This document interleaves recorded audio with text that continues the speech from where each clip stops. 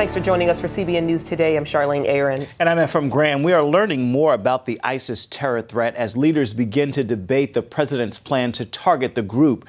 New evidence suggests the massive terror organization may be 3 times the size of initial reports. I will not hesitate to take action against ISIL in Syria as well as Iraq. President Obama's strategy to degrade and defeat the ISIS terror threat calls for arming and training rebels in Syria, increasing airstrikes in Iraq, and expanding those airstrikes to Syria. It's a plan some presidential supporters call aggressive, but others question if the president's actions are enough. That includes Republican House Speaker John Boehner.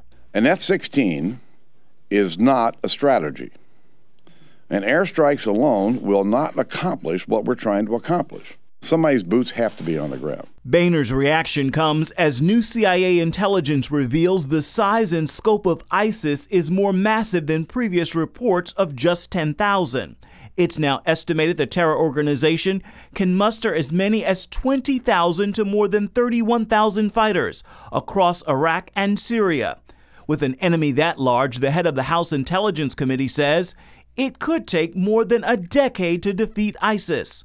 Republican Congressman Peter King told reporters this is not just bombing a mountainside or securing a dam. He says this is a war that could last 10 to 15 years. We're very busy, as you know, and I'm very grateful you could come. Meanwhile, Secretary of State John Kerry is on a whirlwind tour of the Middle East, lining up support for a coalition to take on ISIS. But Kerry says the U.S. is not at war with the group.